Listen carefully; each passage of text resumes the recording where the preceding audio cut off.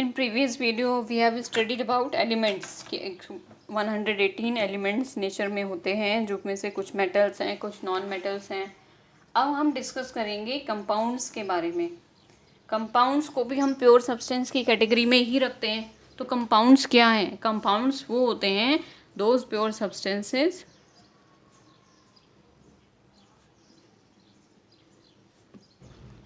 which are made up of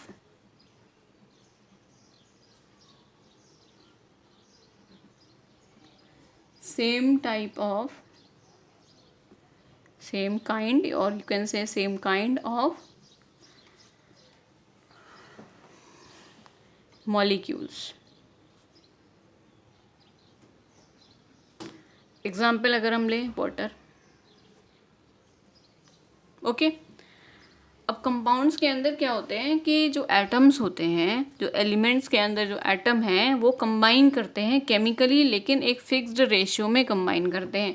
जैसे हम पानी की बात कर रहे हैं तो वाटर का फॉर्मूला क्या होता है? H2O। यहाँ हम देख रहे हैं कि हाइड्रोजन और ऑक्सीजन दो एलिमेंट यहाँ पे कंबाइन कर रहे हैं। हाइड्रोजन के 2 एटम्स हैं और ऑक्सीजन का 1 एटम है, लेकिन एक फिक्स्ड रेशियो में ही है।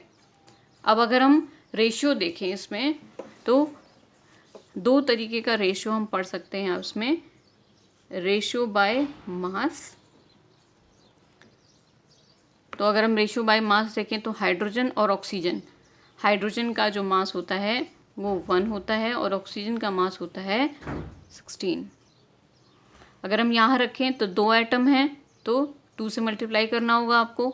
ये तो ये हो गया 2, 2 इंटू 1, इसका मास था 1, ऑक्सीजन का मास था 16, 2:16। इट मीन्स कट करेंगे सो 1:8। तो जब भी हाइड्रोजन और ऑक्सीजन कंबाइन करते हैं बाय मास 1:8 के रेशियो में बनता है वाटर, और ये एक कंपाउंड है। तो हम कंपाउंड को ये भी कह सकते हैं कि those pure substances which are made up of by the combination or by the chemical combination of atoms in a fixed ratio by mass। तो ये था रेशियो बाय मास। तो हम सेकेंड डेफिनेशन क्या लिख सकते हैं? those pure substances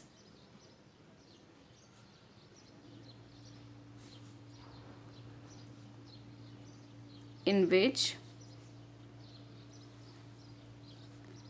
atoms of elements combine in a fixed ratio by mass, वो आपके कहलाते हैं कंपाउंड्स।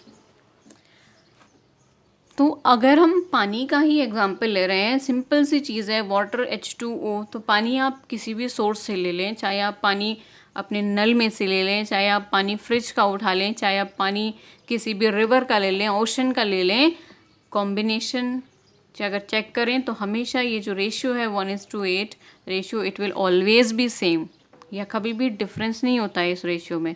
इसलिए हम इसको कंपाउंड की कैटेगरी में रखते हैं। अभी मैंने आपको एक एग्जांपल भी दिया था मिक्सचर के बारे में।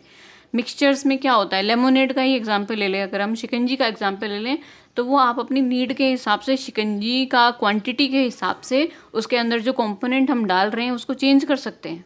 ठीक है, हमने नींबू डाला, अगर हम एक ग्लास ले रहे हैं, मान लो हमने क्या किया, एक ग्लास लिया, ये बड़ा ग्लास है और ये छोटा ग्लास है। ठीक है,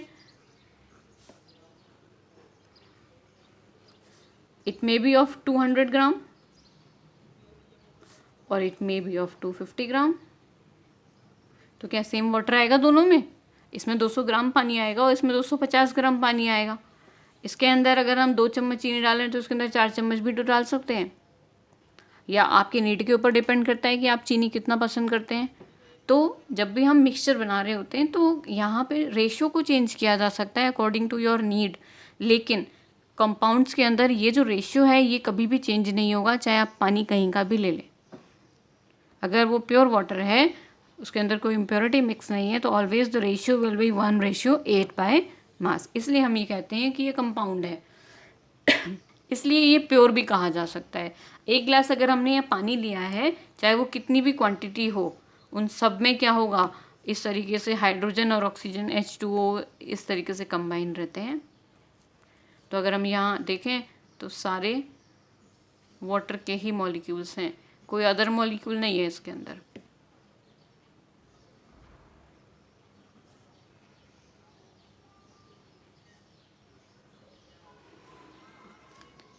तो एक गिलास पानी ले लो या एक बाल्टी पानी ले लो, सब में पानी के ही मॉलिक्यूल्स होंगे। अगर आपने कुछ और मिक्स नहीं किया उसके अंदर तो प्योर वाटर की बात करें तो रेशो भी सेम ही होगा। तो इसलिए ये कंपाउंड है। चाहे आप ऑक्सीजन ले लें, चाहे वो हाइड्रोजन ले लें, किसी भी टेस्ट ट्यूब में आपने उसको बंद करके रखा हुआ है तो उन सब में ऑक्सीजन के ही एटम्स होंगे। हाइड्रोजन की बात करें तो हाइड्रोजन के ही एटम्स होंगे। तो इसलिए वो क्या है, प्योर सब्सटेंसेस है। तो यहाँ हमने रेशो बाय मास निकाला। अब दूसरा हम रेशो निकाल सकते हैं, बाय एटम भी निकाल सकते हैं। तो दो तरीके का रेशो हम यहाँ निकाल सकते हैं। First is ratio by mass, जो हमने अभी निकाला। Second is ratio by atom.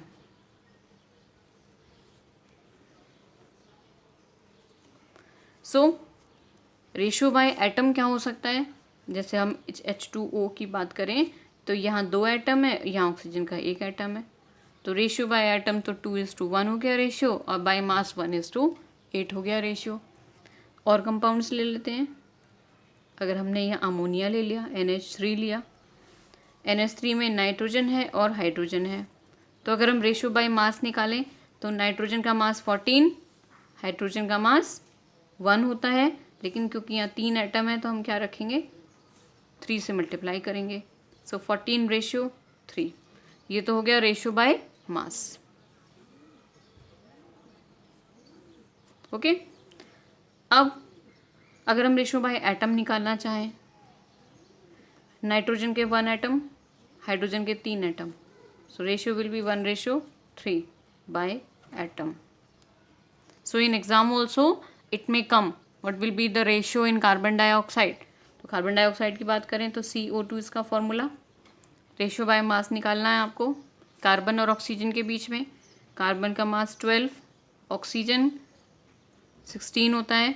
2 से मल्टीप्लाई कर देंगे क्योंकि 2 एटम है यहाँ पे। So we'll multiply by 2, so ratio will be 12:32।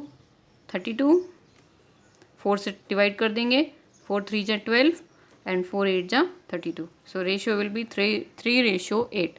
तो वो कार्बन डाइऑक्साइड चाहे किसी भी चीज़ से मिले आपको, चाहे किसी भी सब्सटेंस से मिले, हमेशा रेशो सेम ही होगा। इसके लिए आप एक लॉ भी पढ़ेंगे आगे जाके नेक्स्ट चैप्टर में।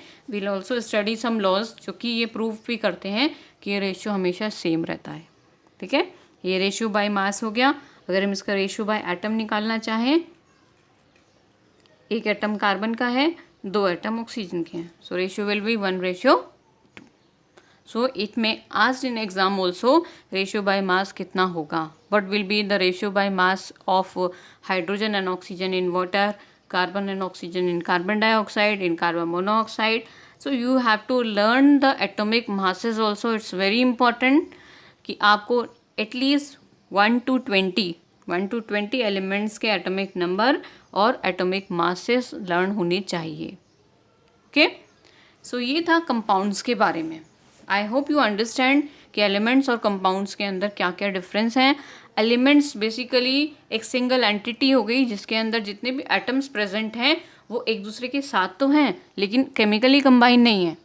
जितने भी एटम्स हैं, अगर यहाँ हम एल्यूमिनियम की स्ट्रिप ले लें, एल्यूमिनियम का तार ले लें, तो ये एटम एक दूसरे के साथ तो हैं। इन सब का एटॉमिक नंबर 13 होगा क्योंकि एल्यूमिनियम का 13 होता है एटॉमिक नंबर। लेकिन ये केमिकल कॉम्बिनेशन नहीं है इनके बीच में कोई भी। ये एटम और ये एटम केमिकली कंबाइंड नहीं है एक दूसरे से। लेकिन कंपाउंड्स जो हैं इसके अंदर एटम्स या तो सेम टाइप के भी हो सकते हैं और डिफरेंट टाइप के भी हो सकते हैं, but they are chemically combined together. मतलब अगर हाइड्रोजन और ऑक्सीजन के बीच में केमिकल कॉम्बिनेशन होगा तभी जाके वाटर बन पाएगा। अगर आपने 2 कंटेनर के अंदर हाइड्रोजन और ऑक्सीजन को मिक्स करके और तब रख दिया तो केमिकल कॉम्बिनेशन नहीं होगा जब तक कि आप उसमें इलेक्ट्रिसिटी पास नहीं करेंगे, ये कंडीशन है। तो केमिकल रिएक्शंस जो होती हैं वो एक स्पेशल कंडीशंस पे ही होती हैं। ये डिफरेंस है एलिमेंट में और कंपाउंड में। ठीक है, अब हम देख रहे हैं यहाँ पे H2O। हमने रिप्रेजेंट किया H2O, हमने रिप्रेजेंट किया NH3, हम रिप्रेजेंट करते हैं H2, हम रिप्रेजेंट करते हैं N2, वी रिप्रेजेंट O3। क्या हैं ये सब? कंपाउंड्स तो हैं ही हैं, क्योंकि इसके बीच में केमिकल कॉम्बिनेशन होके ही ये सारी चीज़ें बनी हैं। लेकिन अगर हम एक को देखें, जैसे हमने अभी एग्जाम्पल लिया था कि एक ग्लास वाटर है, इसके अंदर बहुत सारे मॉलिक्यूल्स होंगे, लेकिन ये भी कंपाउंड है, ये भी कंपाउंड है, ये भी कंपाउंड है, ये भी कंपाउंड है। लेकिन अगर हम एक की बात करें तो वो क्या कहलाएगा? वो कहलाएगा मॉलिक्यूल। अगर हम सिंगल कंपाउंड की बात करें, एक सिंगल कंपाउंड, एक मॉलिक्यूल, तो मॉलिक्यूल क्या हो गया? मॉलिक्यूल वो चीज़ हो गई, the substance which is formed by the chemical combination. Compound और मॉलिक्यूल के अंदर बहुत ज़्यादा डिफरेंस नहीं है। कंपाउंड हम लिख सकते हैं कि दो डिफरेंट टाइप के या दो सेम टाइप के जो एलिमेंट्स हैं या एटम्स हैं कंबाइन करते हैं केमिकली, एक फिक्स रेशियो में कंपाउंड बना लेते हैं। तो अगर हम इसी कंपाउंड के एक चीज़ को, एक छोटी सी चीज़ को रिप्रेजेंट कर रहे हैं तो वो मॉलिक्यूल कहलाएगी। तो हम यहाँ देख रहे हैं कि यहाँ पे ऑक्सीजन के 3 एटम हैं, ये हाइड्रोजन के 2 एटम है, ऑक्सीजन का 1 एटम है, नाइट्रोजन का 1 एटम, हाइड्रोजन के 3 एटम्स। कुछ तो डिफरेंस है इसमें और इसमें, कुछ डिफरेंस है इसमें और इसमें। क्या है? इसमें हम देख रहे हैं कि ऑक्सीजन के 3 एटम हैं, एक ही तरीके के हैं ना, ऑक्सीजन का तो सबका एटॉमिक नंबर सेम होगा, तो 3 अलग अलग ऑक्सीजन ने कंबाइन किया और O3 बना लिया। लेकिन इसके अंदर हम देख रहे हैं कि हाइड्रोजन अलग एलिमेंट है और ऑक्सीजन अलग एलिमेंट है, तो मॉलिक्यूल भी तो अलग अलग तरीके के होंगे। तो molecule may be of molecule of element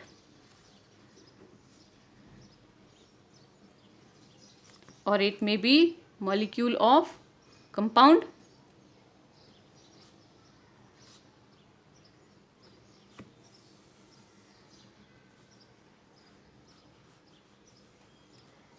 okay, molecule of element मतलब ऐसे मॉलिक्यूल जो कि सेम टाइप के एटम से मिलकर बने होते हैं।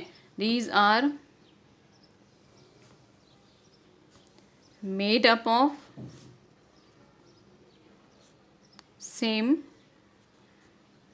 Kind of atoms, same kind. और molecule of compound, these are made up of same kind of different kind of atoms। बनते दोनों केमिकल कॉम्बिनेशन से ही है, मॉलिक्यूल ऑफ एलिमेंट भी और मॉलिक्यूल ऑफ कंपाउंड भी। जैसे अगर हम यहाँ एग्जांपल लें, यहाँ हमने O3 लिया, सेम काइंड ऑफ एटम से मिलकर बनाए, तो ये हो गया molecule of element. Hydrogen molecule of element, nitrogen, oxygen, chlorine, fluorine, बहुत सारी चीज़ें हैं, मतलब एक ही तरीके के एटम हमको दिख रहे हैं, ये सारे मॉलिक्यूल ऑफ एलिमेंट हैं। लेकिन अगर हम अलग तरीके के एटम्स की बात करें तो H2O हो गया, NH3 ammonia, carbon dioxide, methane, और आपका हाइड्रोजन सल्फाइड, सल्फ्यूरिक एसिड, और हाइड्रोजन क्लोराइड। ये सब क्या हैं? इसमें अलग अलग एलिमेंट आपको दिखाई दे रहे हैं, हाइड्रोजन ऑक्सीजन या nitrogen hydrogen, carbon oxygen, carbon hydrogen. तो ये सब किसकी कैटेगरी में आ जाएंगे? Molecule of compound. ओके, तो ये डिफरेंस है मॉलिक्यूल ऑफ एलिमेंट और मॉलिक्यूल ऑफ कंपाउंड में। लेकिन अभी आप देखो, इसमें नीचे आपको एक नंबर नज़र आ रहा है, ये यहाँ पे 3 लगा है, यहाँ 2 लगा है, ये 3 है, ये 2 है। क्या कहलाता है ये कहलाता है एटोमिसिटी ऑफ मॉलिक्यूल। किसी भी मॉलिक्यूल की एटोमिसिटी फिक्स होती है। अब अगर ओजोन बनना है तो 3 एटम ही लगेंगे, उस 2 एटम से ओजोन नहीं बनेगा, वो ऑक्सीजन बन जाएगा। नाइट्रोजन गैस बननी है तो नाइट्रोजन के 2 एटम ही कंबाइन करेंगे।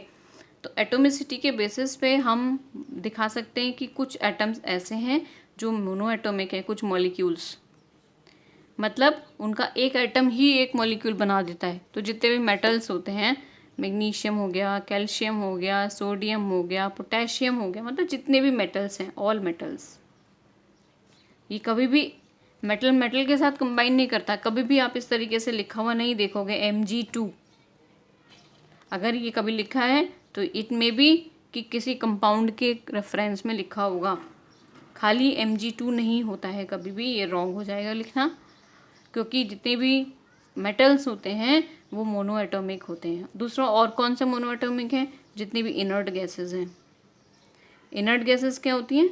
जो गैसेस जल्दी से किसी भी चीज़ से कंबाइन नहीं करती हैं उनको इनर्ट गैसेस या फिर नोबल गैसेस भी कहा जाता है। उनमें कौन सी आ जाती हैं? आपका हीलियम आ जाता है, नियॉन, आर्गन, क्रिप्टन, जेनन और radon. Helium, neon, argon, krypton, xenon, radon, ये जितनी भी गैसेस आपको नज़र आ रही हैं ये इनर्ट गैसेस हैं। जनरली इनके कंपाउंड पॉसिबल ही नहीं है ये, क्योंकि इनका जो लास्ट शेल है वो कंप्लीट होता है। कंप्लीट होने की वजह से ये कभी टेंडेंसी नहीं होती है कि नॉर्मल कंडीशंस में ये किसी भी चीज़ से कंबाइन कर सके। ये दोनों मोनो एटॉमिक होते हैं, तो इनकी एटोमिसिटी हो गई 1। तो मोनो एटॉमिक क्या होते हैं? Having atomicity equal to 1। Okay, next आपके हैं डाई एटॉमिक। तो डाई वर्ड से ही हमको समझ में आ जाता है, they are having atomicity equal to 2। तो यहाँ इस पेज पे ही आपको बहुत सारे सब्सटेंस मॉलिक्यूल्स नज़र आ रहे होंगे जो डाई एटॉमिक हैं। नाइट्रोजन, ऑक्सीजन, क्लोरीन, फ्लोरीन, सारे डाई एटॉमिक हैं। Hydrogen chloride, hydrogen and chlorine, ठीक है। तो ये सारे क्या हैं? डाई एटॉमिक हैं। नेक्स्ट आपके आ जाते हैं poly atomic.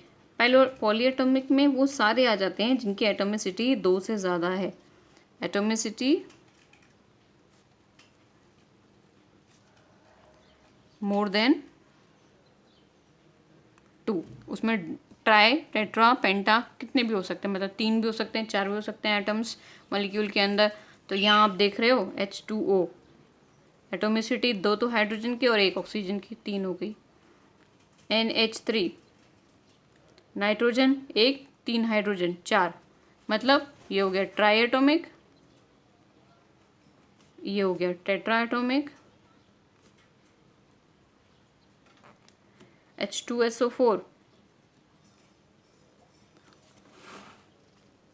2 hydrogen 1 sulphur 4 oxygen, 2 1 3 और 3 और 4 7।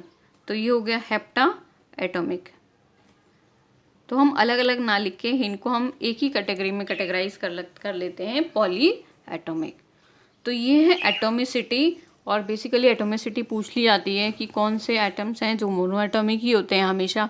तो जितने भी मेटल्स होते हैं, जितनी भी इनर्ट गैसेस होती हैं और are monoatomic in nature. Diatomicity मतलब जिसका एटोमिसिटी 2 है वो डाई एटॉमिक हो गए। तो जितनी भी जनरल गैसेस हमको एटमॉस्फेयर में दिखती हैं वो डाई एटॉमिक ही दिखती हैं। Hydrogen, nitrogen, oxygen, chlorine, fluorine, bromine, iodine, सब डाई एटॉमिक हैं। पॉली एटॉमिक जिनकी एटोमिसिटी मोर देन 2 है। ओके, सो आज के वीडियो में हमने देखा कि बहुत सारी चीज़ें हमने सीखी, एलिमेंट्स के बारे में, कंपाउंड्स के बारे में, मॉलिक्यूल्स के बारे में। I hope you understand the topic. Okay, good bye.